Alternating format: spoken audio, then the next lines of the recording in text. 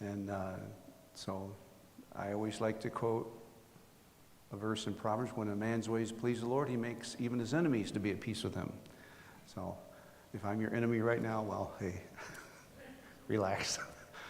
This is not necessarily about giving at church, although it is included in our giving and being generous. It should include what we do for the Lord in our church. But this is just in life in general. Now, one of the things that I think we can all understand, and that is the business mindset. The business world has a mindset about money. And the bottom line, you hear that phrase a lot, the bottom line with businesses is what came in. You know, the bottom line means how much did we make? Well, it just seems like whatever it is, the next month they want to make more, okay? Or the next year they want to make more. There's never seems to be enough, or they never seem to be satisfied with what came in. And as we're driving in, you know, we pass, whatever route we take, we're going to pass at least one or two of the great big Amazon complexes somewhere. I mean, they're all over the place. And every city has them. And in Detroit, there's several of them. And I see them all the time. I don't know how much is behind all of that, but it's a lot. I mean, honestly, it's got to be billions, you know, and that's fine. More power to them, fine. For the Christian, the Lord draws some very good points about money and how we are to think about this. In Luke chapter 12, we'll turn there in a few minutes, but in Luke chapter 12, there's a parable about a man who had a lot of stuff. He had a lot of crops. And he said to himself, what am I going to do with all these crops? I have no place to put them. I know what I'll do. I'll tear down my barns and I'll build bigger barns. And that way I'll have so much stuff and I can say to my soul, take it easy. You've got enough for years to come. And the Lord said, thou fool, this night thy soul shall be required of thee, and then whose shall these things be? Well, good point. You know, because whenever you think about how much to save for retirement and how much to have, you know, before you stop working, and when do you start taking Social Security, and, you know, all of these questions and all of these things. And you know, I just saw a little thing about a yard sale or estate sale. And instead of saying estate sale, it said, Dad finally died sale. You know, so that gave everybody a clue, you know, what was going on in that family. But anyway, we just like stuff and we want to hold on to it. But here, look in Philippians chapter 4 before we go to Luke chapter 12. Philippians chapter 4, verses 14 through 19. Notwithstanding, ye have well done that ye did communicate with my affliction. Now ye Philippians know also that in the beginning of the gospel, when I departed from Macedonia, no church communicated with me as concerning giving and receiving, but ye only. For even in Thessalonica ye sent once and again unto my necessity. Not because I desire a gift, but I desire fruit that may abound to your account. But I have all and abound. I am full, having received of Epaphroditus the things which were sent from you, an odor of a sweet smell, a sacrifice acceptable, well-pleasing to God. But my God shall supply all your need according to his riches and glory by Christ Jesus. If you recall, last week we started to get into this passage with, you know, counting a few verses earlier, that God cares and takes care of his own. He teaches us how to be content, and then he enables us to be content. And to finish off some of the things I was wanting to say last week, the next point would be God adds to our account when we help others. When we give freely of what we have, we're laying up for ourselves treasures in heaven.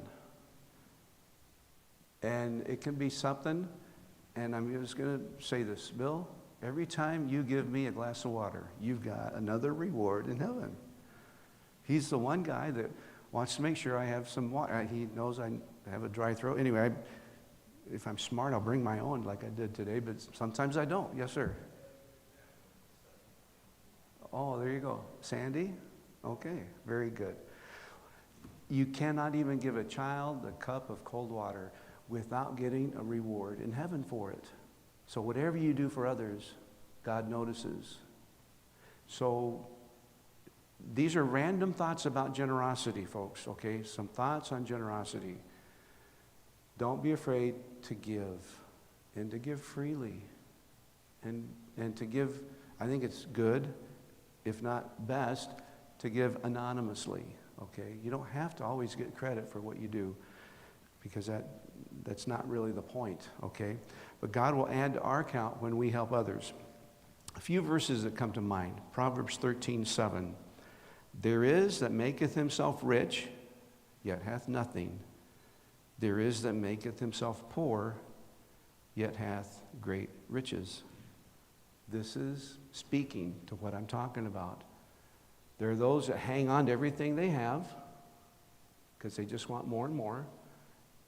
But when they have all that money in the account, they realize they can't depend on their family, they can't depend on their friends, they really have no one to turn to when they need help, because they've never been generous with anybody in their life because they wanted it all for themselves.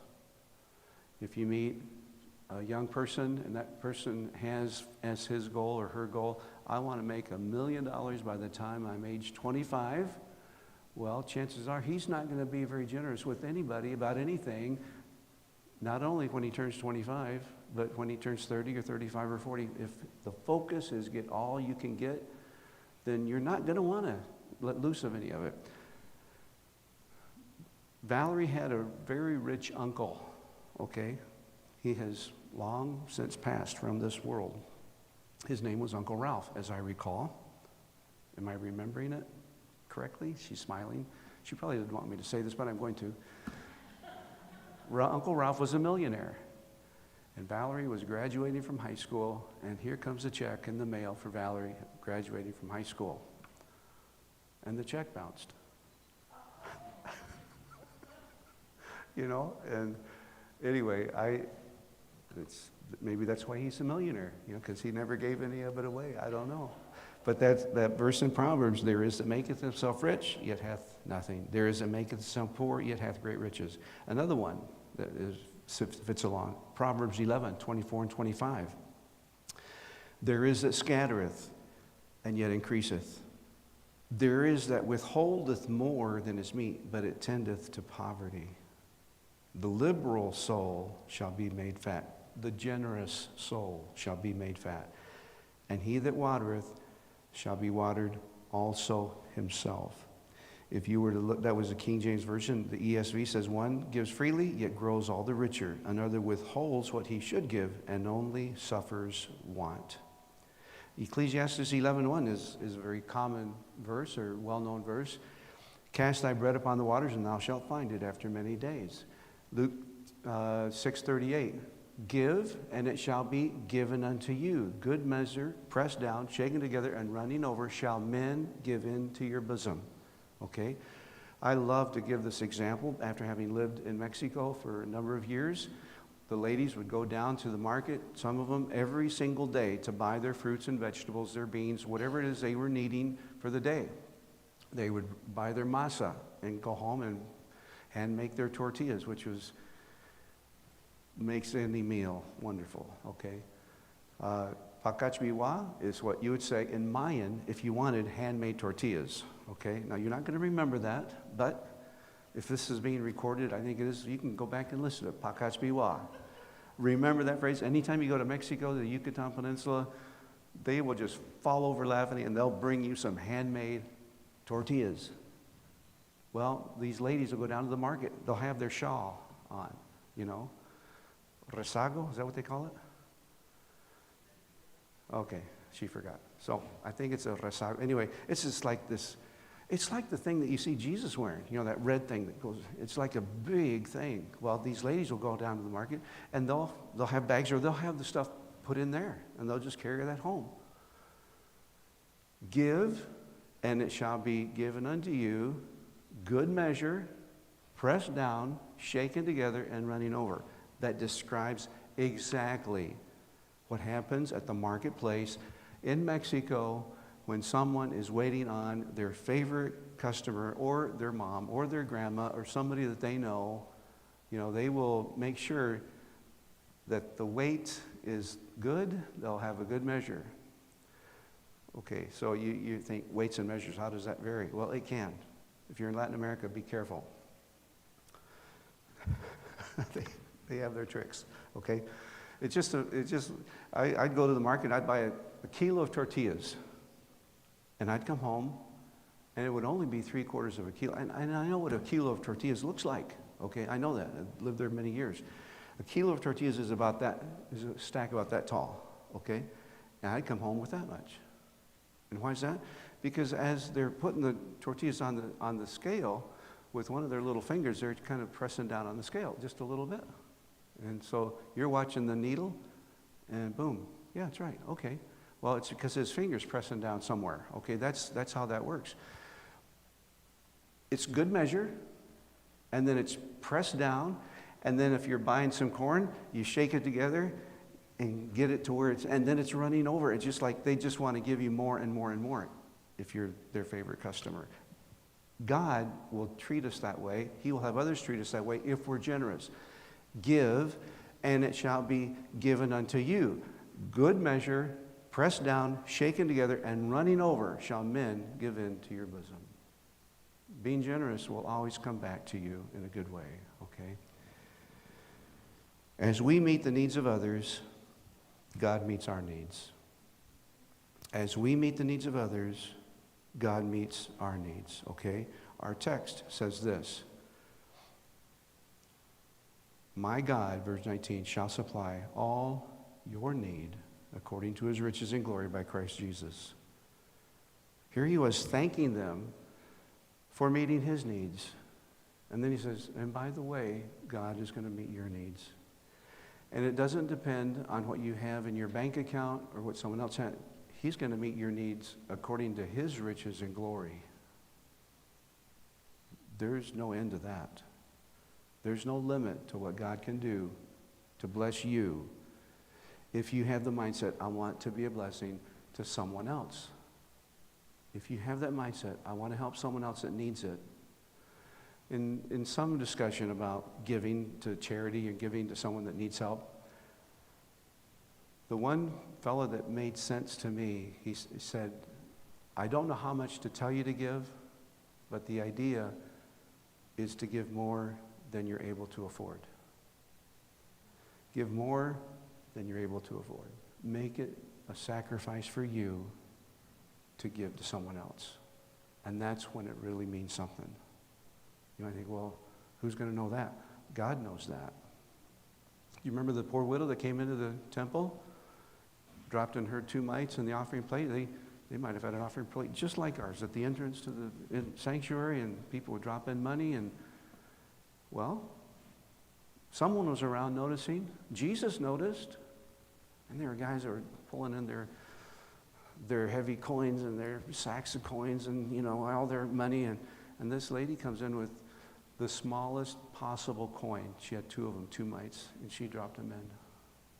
And the Lord turned to his disciples and he said, this lady has just given more than all these others. Well, that can't be true. I mean, they gave bagfuls of money.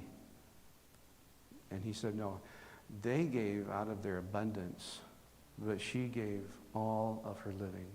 She gave everything she had. Do you remember the story of the widow when Elijah was told to go and meet this widow? And so he goes into town and she sees this lady picking up sticks. And he says, could you please make me a meal? Because I'm starving. I mean, there was a famine. Everybody was starving. And she said, well, sir, I'm picking up sticks to make the last meal that we have, because we're down to 1 portion in our home. I'm going to make that meal for my son and I, and then we're going to die. And he said, okay, but make me little bit first. That's audacious, okay? That's kind of presumptuous and audacious and selfish and all these other words that might come to your mind. But the Lord was wanting to bless that widow. And she said, okay. And she went and made him a cake with a little bit of meal that she had. And then he said, well, could you give me some water too? And so she did. And then he's told her, as long as this famine is going on, the meal will not lack in this house, and the oil will not lack in this house. And the Lord provided her with food every single day during the entire famine, both the meal and the oil that was needed to whatever she needed the oil for. And, okay, I don't like greasy food. You might, maybe, oil is a good thing, but it always makes me cringe a little bit. I used to take the fat off of bacon, okay, because I just, anyway, but and she was taken care of. Why? Because she took care of that man first. She gave generously to this total stranger, okay? Folks, so when you give, remember, God will take care of your needs as you help others take care of theirs, okay? Paul was a missionary for a while.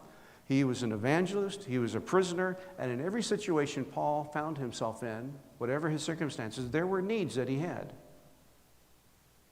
And God met those needs one way or another. And when he was hungry, God showed him how to be happy when you're hungry. He was able to be happy when he was hungry. He was able to be happy when he was full. He was able to be content when he had abundance, and when he had nothing, he was happy in any condition he was at. This is all from Philippians, the church at Philippi. These were the folks that the first church he started in Europe. That church was in the area called Macedonia. And when you look at 2 Corinthians chapter 8, please, 2 Corinthians chapter 8.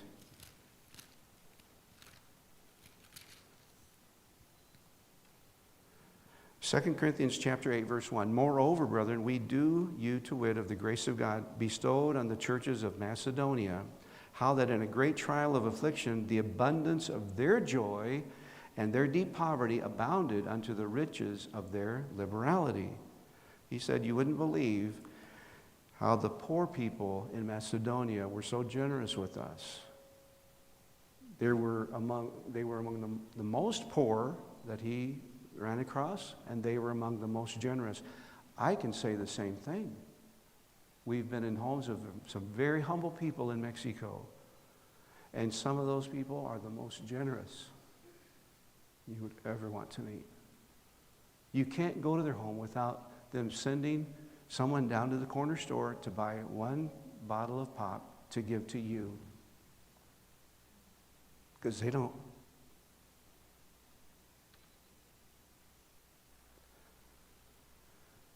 They splurge on guests.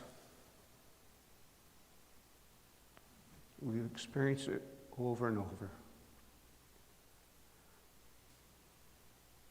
I'm encouraging you to be generous. Be generous with other people, okay? So here, Paul is going on about these people from Macedonia. Verse 3, 2 Corinthians 8, verse 3, for to their power I bear record, yea, and beyond their power, they were willing of themselves. This came from inside of them. No one was holding a gun to their head. They wanted to do this. Verse 4, praying us with much entreaty that we would receive the gift and take upon us the fellowship of the ministering to the saints. And this they did not as we had hoped, but first gave their own selves to the Lord and unto us by the will of God. And you think about what they did, and then Paul says, these verses tie together somewhat, and I want you to understand. Keep your finger there in 2 Corinthians chapter 8 and turn to Matthew 23. Matthew 23.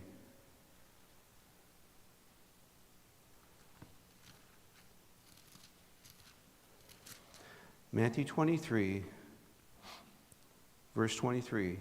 This is a warning to the scribes and Pharisees. Woe unto you, scribes and Pharisees, hypocrites!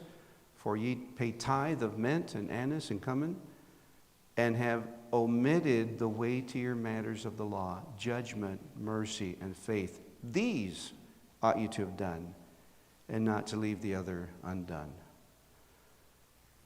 He was reprimanding the Pharisees for being so hypocritical in their giving, because they did everything they did for the applause of men. They wanted to be seen. No doubt they were the ones that would come in and put a bag of gold in the offering box. They were the ones that wanted to be known and seen as the best, the most spiritual, the closest ones to God, the ones that God loved the most. He said they would come in and they would have some leaves from their tea plant. Oh yeah, we had 3 new leaves come. We're going to bring one of them. You know, I mean, who does this? They would pay tithe of all these. They would take down to the nickel and dimes and pennies. Okay, that's what I'm talking about. When you put a check in the offering, do you put down to the penny? Let me encourage you to round up a little bit, okay? The Pharisees gave down to the penny. And Jesus is reprimanding them, saying, you have forgotten the more important things: judgment, mercy, and faith. These ought you to have done. These are the things you should have been paying attention to. This is what's more important: judgment, mercy, and faith. Using judgment, using discernment, knowing right from wrong and doing what's right, and showing a little bit of mercy when you see a brother that is stumbling and you want to help him and set him right and encourage him. Not blast him, but encourage him. Show some mercy and faith. Understand that my promises are true, even though you don't see what's going on. I'm going to be true to my word. These things you should have focused on, but not to leave the other undone. It's still important enough to do, but focus on what's most important. Now, keep that in mind and go back to 2 Corinthians chapter 8. 2 Corinthians chapter 8, verse number 7. Therefore, as ye abound in everything, in faith and utterance and knowledge and in all diligence and in your love to us, see that you abound in this grace also, the grace of giving. So abound in faith and utterance and knowledge, kindness and love and diligence. Abound in all the things that are more important, for sure. See that you're growing in those areas. See that you're developing those skills first and foremost. But also abound in the grace of giving. You should be more generous this year than last year, assuming you're able to. As you get up in years and you don't have the salary you used to have, you don't have a job or whatever, I mean, all of these things come into play. God knows what's going on in your life. The fact of the matter is, most of us can be way more generous than we are. Not just in church, but in general with our life. Generosity as believers. Jesus said, lay up for yourselves treasures in heaven.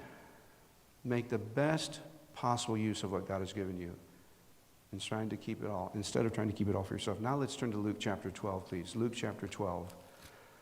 Luke chapter 12. This is very interesting, okay? Hopefully this is not the case in your family, and hopefully it won't be the case when you pass away, but listen to what happened here in Luke chapter 12, verse number 13. And one of the company said to him, Master, speak to my brother that he divide the inheritance with me. Here goes tattletaling. Jesus, I have a question. My brother is keeping everything for himself, and I'm part of the family too. Could you just tell him to give me my half? I mean, he'll do what you say, kind of like Ann Landers, okay? They'll write to Ann Landers or Dear Abby and say, hey, would you please settle this question out? We both decided we'll do whatever you say. And so the Lord comes back and says to him, Man, who made me a judge or a divider over you? He said unto them, Take heed and beware of covetousness, for a man's life consisteth not in the abundance of the things which he possesseth. The idea is not to die with the most toys. Okay, that's not the idea. And yet we do keep piling on, getting stuff. And you know what's awful about having your phone with you as you're going to sleep? You can order something on Amazon, and it could be there the next day. Honestly. I mean, that's how easy it is. I'm talking as though you don't know what I'm talking about, right? So he said, listen, and he tells us this parable, verse 16. He spake a parable unto them, saying, the ground of a certain rich man brought forth plentifully. And he thought within himself, saying, what shall I do? Because I have no room where to bestow my fruits. And he said, this will I do. I will pull down my barns and build greater. And there will I bestow all my fruits and my goods. And I will say to my soul, soul, thou hast much goods laid up for many years. Take thine ease, eat, drink, and be merry. But God said unto him, thou fool, this night thy soul shall be required of thee. Then whose shall those things be which thou hast provided? So is he that layeth up treasure for himself and is not rich toward God. Every time you give something away, you're laying up treasure in heaven. Val and I know a couple of young ladies that I think every week or every other week they take home-baked loaves of bread around a bunch of shut-ins. They've done that for years. Every time they do that, they have another reward in heaven.